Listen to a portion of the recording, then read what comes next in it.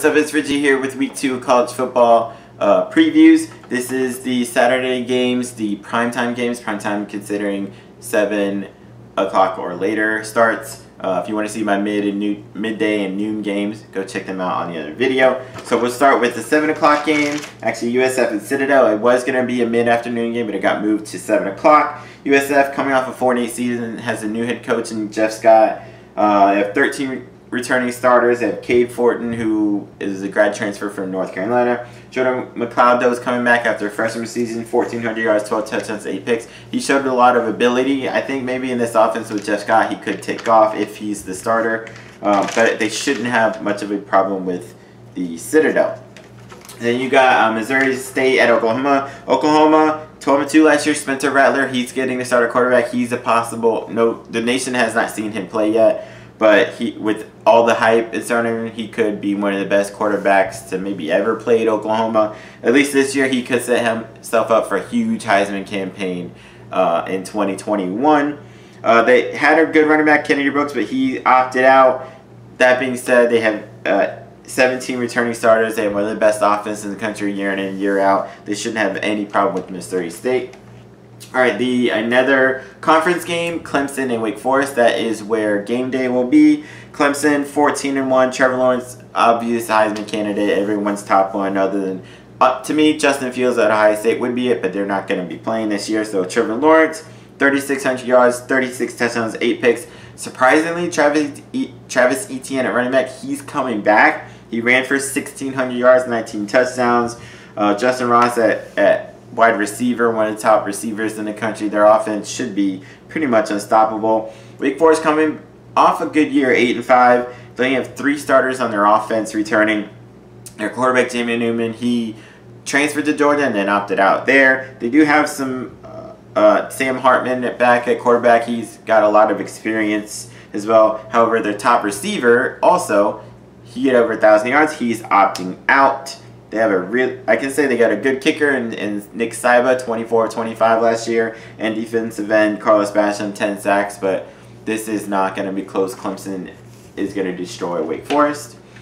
Then you got Tulane and South Alabama. Tulane coming off a 7-6 season. They have 11 returning starters, but only 4 on offense. They were the number 30 scoring offense last year.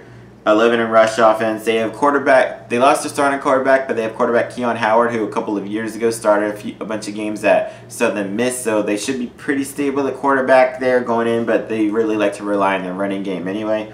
Whereas USA, South Alabama, they played a game last week, and they surprised me because they actually beat Southern Miss. They have a new offense going there. Desmond Trotter, 299 yards, 2 touchdowns, 2 picks, and 41 rushing yards in that game. They had two guys go over 100 yards receiving, and one of them wasn't even in their top receivers. Kawan Baker, he had a really good game. He had like 80 yards receiving, but they had Jalen Tolbert, 6 catches, 169 yards, 2 touchdowns, and Jalen Wayne, 6 catches, 101 yards. They put up 526 yards of offense there. This game could act, if South Alabama if that's what their offense is going to look like this year, this game could be pretty close and could be a shootout. I'm going to give the edge to Tulane just because I know their consistency over the last few years being just a solid team. But I think this might be closer than people expect, but I will go Tulane to get that edge win. All right, Western Kentucky and Louisville. This is kind of a sneaky good game. Western Kentucky is one of the better Conference USA teams. They're coming off a 9-4 season. They have 15 returning starters. They were the number 22 scoring defense in the country last year. They have 9 on that defense coming back. They have a really good running back in Gage Walker, who ran for over 1,200 yards.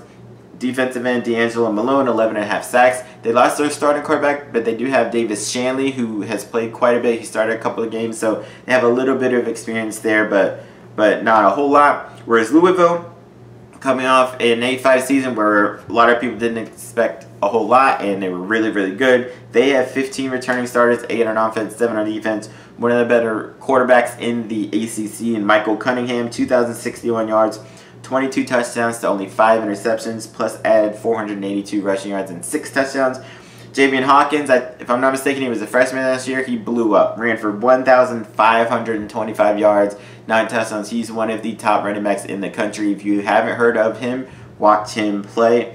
They also have one of the best receivers in the nation, in my opinion, a Tutu Atwell, 69 catches, 1,272 yards, and 11 touchdowns. This game could be pretty close. Like I said, Western Kentucky, at least close early on. Western Kentucky is one of the better CUSA teams. Louisville, I think, shouldn't really have much of a problem, at least after halftime, putting them away. Like I said, maybe by halftime, it could be like, you know, one-score game, whatever, but I think Louisville should be able to take that one. All right, you got UTEP. They won their first game, which is a surprise for them because they've only won 2 games over the last 2 years. So for them to start 1-0 was good, even though it was against the 1AA team Stephen F. Austin. They beat them 24-14. Quarterback Gavin Hardison, 212, 1 touchdown, 1 pick, which doesn't sound like a lot, but compared to their quarterback play the last 2 years, that's great. I'm telling you, they sucked really bad. Running back Deion Hankins ran from 113 at 2 touchdowns. Wide receiver Jacob Cowling, 7 catches, 116 yards. But they are playing Texas. And Texas, to me, I don't know how good they'll be in the Big 12, but they do have a Heisman candidate in Sam Ehlinger at quarterback. He passed for 3,663 yards, 32 touchdowns, 10 picks, plus ran for 663 yards and 7 touchdowns. I don't know how good their season will be. Maybe they can win 10 games, Texas, but I think they should not have a problem here with UTEP. And so I got Texas there. All right, then you got Houston Baptist taking on Texas Tech. Texas Tech went 4-8 last year. They do have 15 returning starters. They always have one of the top passing offenses in the country. The question is Alan Bowman. They lost their starting quarterback to, I think he transferred. Alan Bowman, the past 2 years, he's looked great when he has played. He's only played in like 3 or 4 games each of the last like couple of seasons. He keeps getting hurt. If he can get in there and play a full season, he's an easy 45 to 5,000 yard passer with like 40 touchdowns.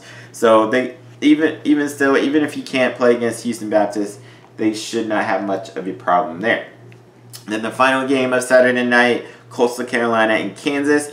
Interesting rematch of last year. Coastal Carolina have the Sun Belt. Actually beat Kansas last year 12-7. So Kansas is going to want some revenge for that. Coastal Carolina, they had the number 34 rushing offense last year. They basically have like 2 quarterbacks that kind of go back and forth. Fred Payton, 1,400 yards, 12 touchdowns, 7 picks. And Bryce Carpenter, 927, 8 touchdowns, and 2 picks. So whoever starts or plays there, they should be okay with them. They do have one of the better running backs in the Sun Belt, and C.J. Marable ran for 1,085 yards and 11 touchdowns. And they have a really good defensive end in Teron Jackson, who had 10 sacks. Whereas Kansas, they only went 3-9 last year, but they were a lot more competitive in Les Miles' first year there. They have one of the best running backs in the nation, in my opinion, in Puka Williams. He's just on a terrible team. He ran for 1,061 yards and 3 touchdowns. But he's a 1,000-yard rusher over his career, multiple years. They have they have 2 really good wide receivers, Andrew Parchment, Steven Robinson. They are both basically about 800-yard receivers. So if they can figure out who their quarterback is, then I don't know, this would be kind of a close game because Coastal Carolina kind of plays. They're also kind of a new team to 1A. They only moved up like 6 or 7 years ago.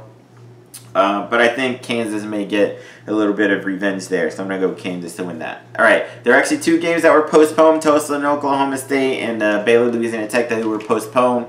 So that's all you got for now, but a lot more football coming in the future. Peace.